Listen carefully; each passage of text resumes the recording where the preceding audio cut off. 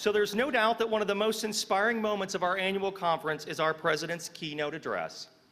I am much honored to introduce our leader, Rich Johnson.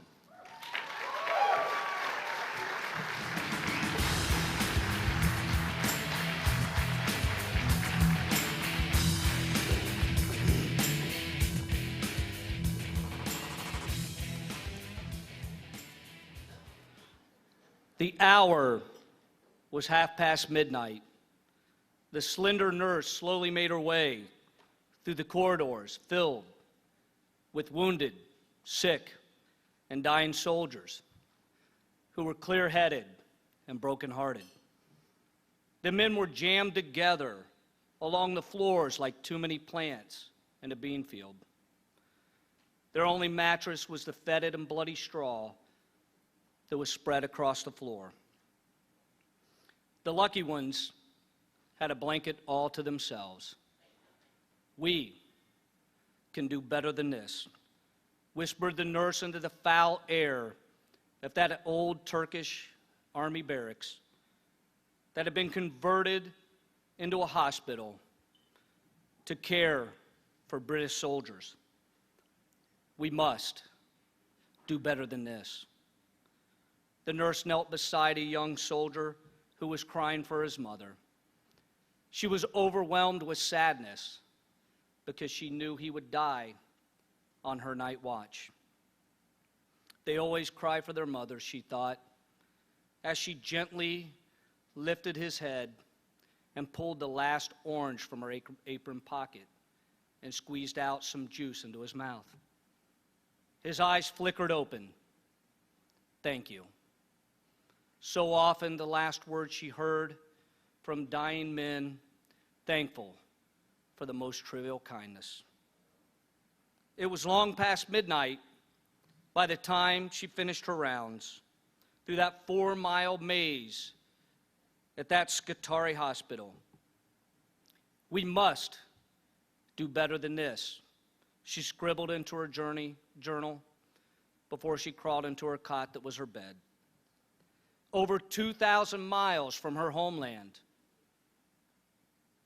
in a war that made Britain great, was also a war that gave us the lady with the lamp, Florence Nightingale. The theme for this year's conference is Great by Choice.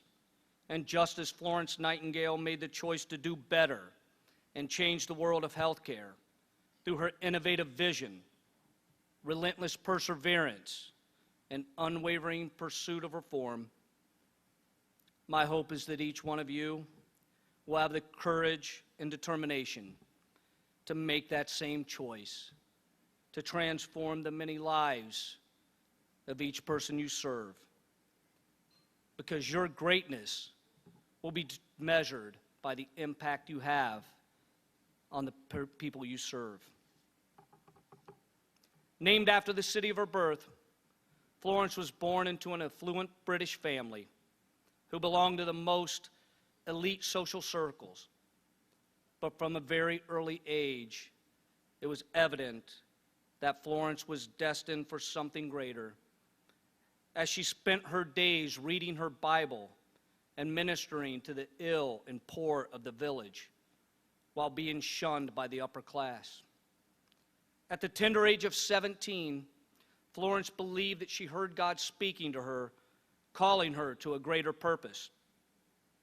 On February 7th, 1837, Florence Nightingale chose to pursue a career in nursing, and the lady with the lamp was born. Excited, driven, and determined to change the world, Florence's elation quickly turned to dejection as her parents vehemently contested her choice of careers. No child of theirs would be a working girl, and worse yet, a working girl in a profession that was considered at the time the lowest of the low. Repulsive and unrefined, looking after society's filthy, depraved, and ill patients. But nothing could keep Florence from her destiny.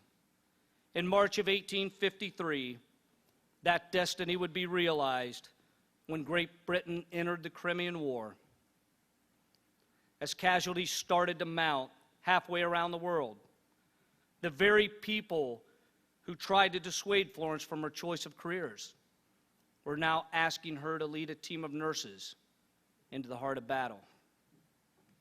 Florence quickly rounded up 38 of the best nurses she could find, including her aunt, and they set sail for Scutari, Turkey. The voyage was filled with excitement and determination, but all delusions of grandeur were quickly dashed when they hit the doors of that makeshift hospital. The scene was far more deplorable than they ever imagined. As they stood and surveyed the unlivable conditions of their fallen heroes fighting for their lives. Typhus and cholera roamed the wards as inches of sewage increased the death rates. The dying soldiers were considered mules whose life had no real meaning. As the nurses stood in that doorway with a look of horror on their faces, Florence Nightingale stepped forward and boldly declared, "We must do better than this." Florence Nightingale could have easily settled for a life of luxury, having been born into a wealthy family. She didn't have to work a day in her life and could have been lavished by servants. But she chose service over servants. She made a choice to change the world regardless of the personal cost. She made a choice that she knew would be difficult and wrought with pain. She made a choice to be great. I can replace the name of Florence Nightingale with any person sitting in this room. Chances are you did not have the opportunity to live a life of luxury, but you did have a chance for an easier career.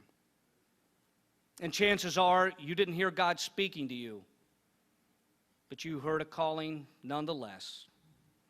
Regardless of the cause or reason, you made a choice to change lives through your compassionate acts of service. You made a choice to be great. Just like Florence Nightingale, Colleen Kukaris could have chosen an easier path. Colleen has a daughter with special needs and could have easily taken a job in a different industry where she could escape for a few hours, only to return home to care for her young daughter and young son. But she didn't. Colleen made a choice that she was going to serve others in need and learn as much as she could about people with disabilities so she could be great at the best job in the world, being a mother. Just like Florence, Colleen is a pioneer in her own right by not allowing the word disabilities to be used at Quest for Independence. Everyone has abilities, and she makes sure they know it. But most of all, she makes sure that they know they are loved. I am so glad that Colleen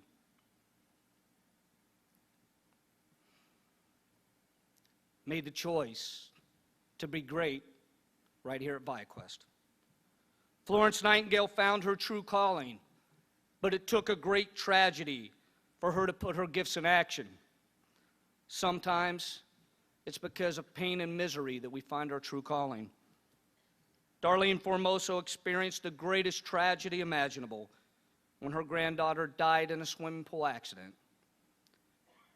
Reeling from the loss, Darlene was drawn to a group home down the street that served disabled veterans. Day after day, she listened to their stories and could see the pride well up inside them as they talked about the opportunity to serve their country.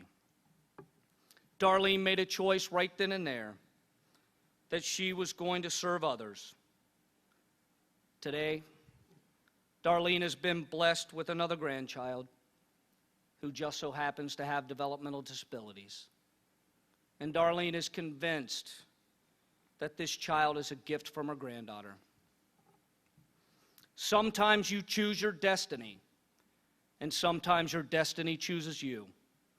But as Darlene has demonstrated, you do have a choice of how you achieve that destiny.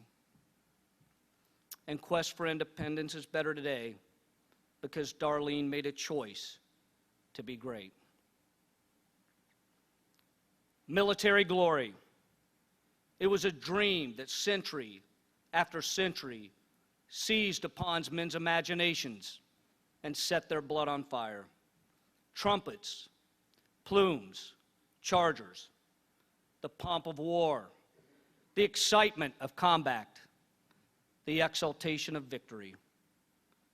To command great armies, to perform deeds of valor, to ride victorious through flower-strewn streets, to be heroic, magnificent, famous. Such were the visions that danced before men's eyes as they turned eagerly toward war. Alone, desperate, and in pain, the vision of a hero's welcome faded into an abyss of despair for those soldiers at Scutari. There would be no victory rides on flower-strewn streets. They would not be famous, magnificent, or heroic. Life as a soldier was ending, and life as a diseased, disabled, worthless human being was just beginning. As night wore on, the only sound you could hear were the quiet sobs of growing men, when suddenly the sound of footsteps seemed to grow closer and closer until a silhouette of a slender figure would appear from the shadows, and slowly the light from a lamp would brush across their face of each desperate soul, until the room appeared to be fully illuminated. But that room wasn't illuminated with the light of that little lamp. It was illuminated with the hope of a courageous and heroic young nurse. The lady with the lamp took on a different role during those nightly visits.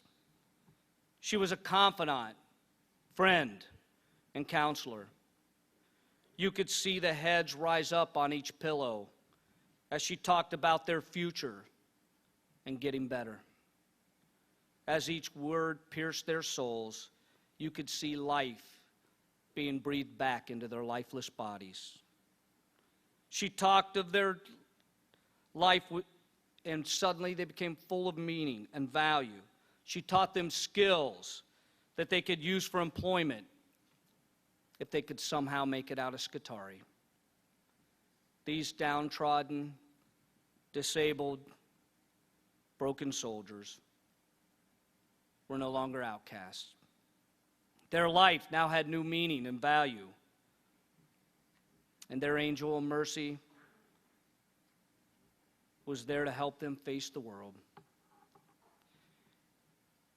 Each time you walk through the door of someone we serve, that same light of hope brushes across the face of each person needing encouragement and inspiration. You can see life being breathed back into them with each moment you spend just talking to them.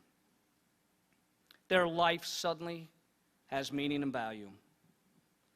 Just as Florence sat and listened to those soldiers so many years ago, taking an interest in their life, counseling them back to health, we have Colin Fowler, Kendra Smith, and Karen Fowler at ViaQuest Clinical Services, who give so many people struggling for hope each day. Hope. Described as the worst kid they had ever seen in school, Anthony was also breaking down his entire family unit when our therapist Kim stepped in to provide the light of hope. And after months of counseling, they are once again a family whose home is filled with tenderness peace, and above all else, love. Anthony is so lucky that Kim and ViaQuest Clinical Services made the choice to be great. Just as Florence taught those soldiers how to move beyond their disabilities and acquire skills for employment, Quest for Independence works with every person desiring a job to realize that dream of employment. QFI's Tim Rohrig would not let cerebral palsy or the fact that he was confined to a powered wheelchair keep him from his dream of working independently on a computer. Today, Tim doesn't just work on a computer. He is the editor of QFI's newsletter. QFI could have easily helped Tim become good, but they chose to help Tim become great. Gradually, doctors trusted Florence and her 38 nurses more and more to do their magnificent work. They provided comfortable clothes and beds, unplugged the sewage system, and improved the drinking water. Remarkably, all of these changes helped stop the spread of cholera as death rates started to decline. Beyond the physical improvements, she changed people's way of thinking as she transformed the world of healthcare. Soldiers were no longer considered mules, but were respected as men of valor. Nurses and their profession were no longer considered insignificant and degrading. They were viewed as pioneers and angels of mercy, a profession that young people would aspire to obtain. Florence Nightingale made a choice to be great, and this room is filled tonight because of the path she forged so many years ago. The name of Florence Nightingale is widely recognized throughout the world, but she didn't do it alone. She had 38 brave nurses right there with her to fight every fight along the way, never looking for notoriety or fame. These 38 women knowingly entered a field that was not respected, entered a war where they were not wanted, and entered a hospital that was not treating soldiers.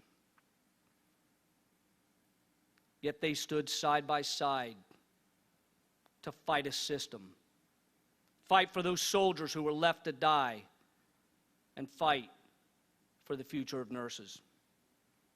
The world at large did not understand the bond that they shared or their mission to change the world. They were ridiculed, chastised, and belittled. But through it all, they stuck together and fought for each other. They laughed and cried together. When one hurt, they all hurt. As they clung to their leader's cry, I stand at the altar of murdered men, and while I live, I shall fight for their cause. And fight she did.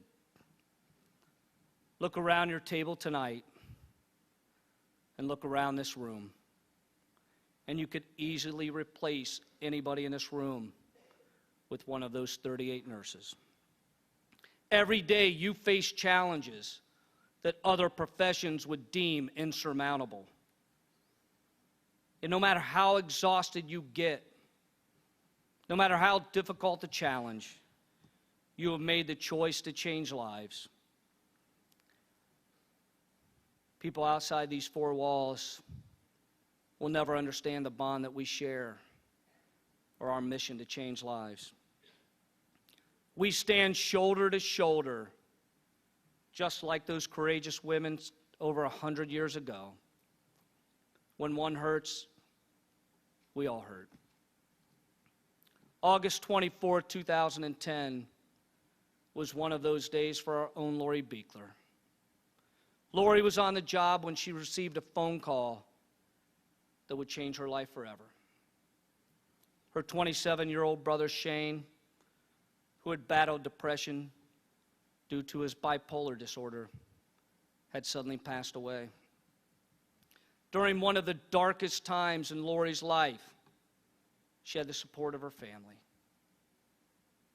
But she also had the support of her ViaQuest family.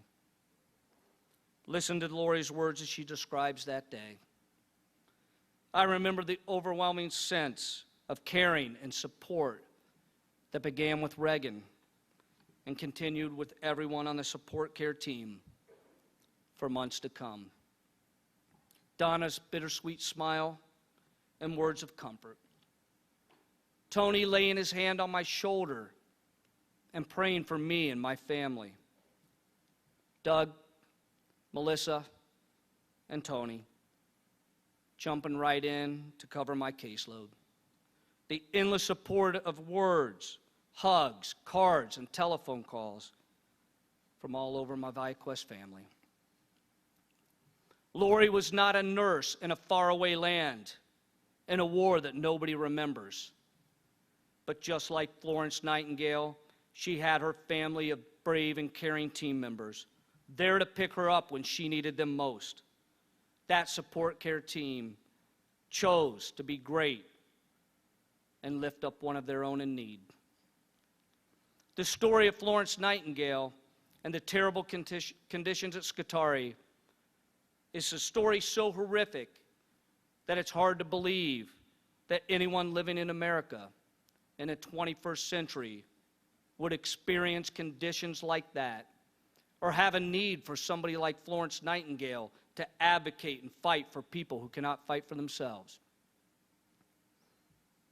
If you ask support care Susie Kane, she will tell you there is such a need.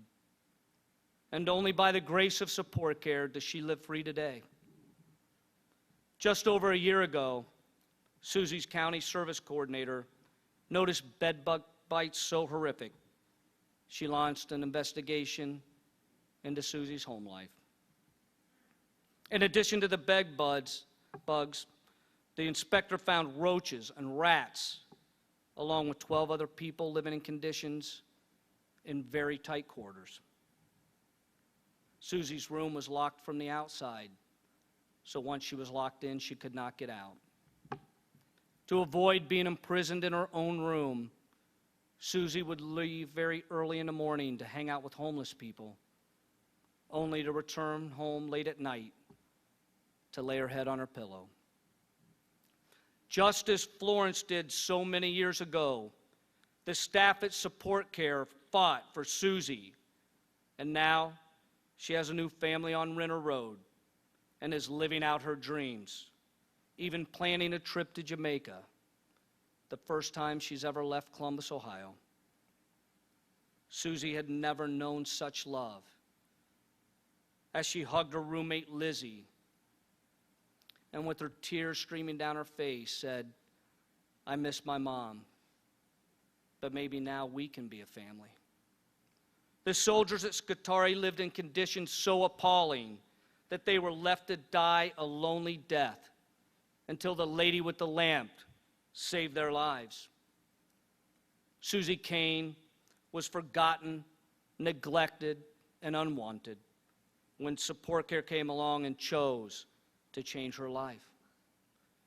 Together, Support Care and Susie made the choice to be great. Florence Nightingale will forever be a heroine in our industry, but the story doesn't end there.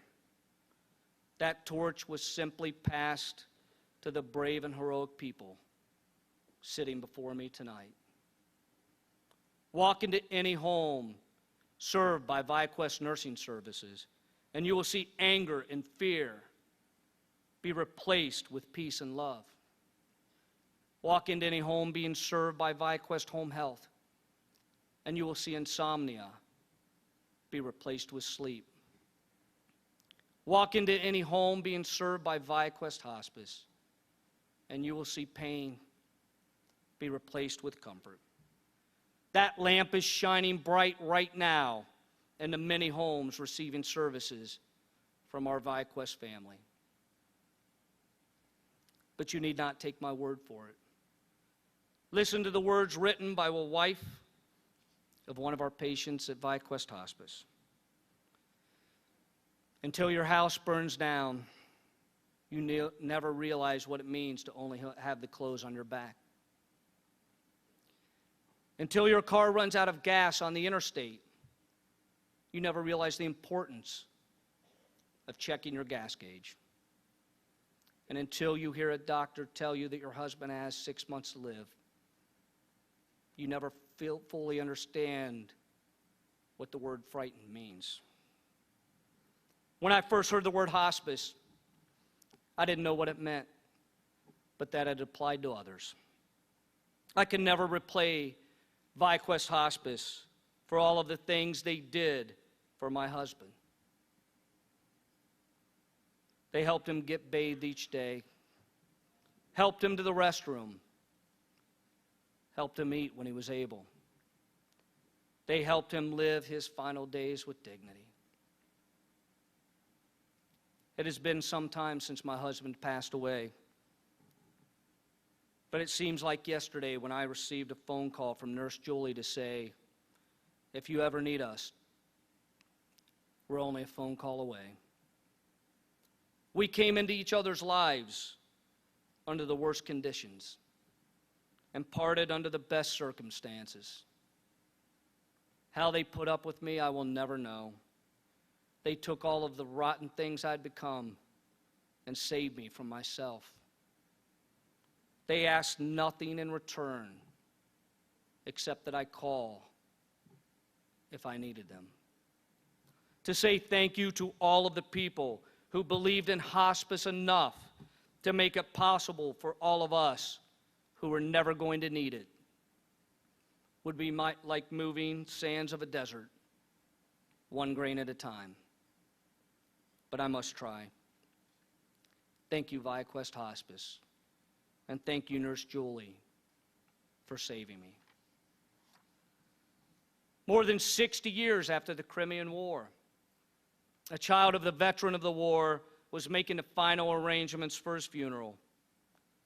Among his possessions, she found a shriveled up old orange, no bigger than a walnut. With the orange was a note scribbled on a scrap of paper, given to me by Florence Nightingale. It was widely rumored that when the lady with the lamp passed by, soldiers lying in those corridors would reach up and try to kiss her shadow. A hardened, brave soldier kept an orange for over 60 years to remind him of the woman who saved him, who loved him. I, for one, believe that rumor to be true. I've thought a lot about the visions of the lady with the lamp at that hospital in Scutari. And I'm not sure what it's going to be like when we all get to heaven. But I imagine a scene a lot like that one. Each one of you walking down a long corridor when a light shines on the face of someone you have served throughout your life.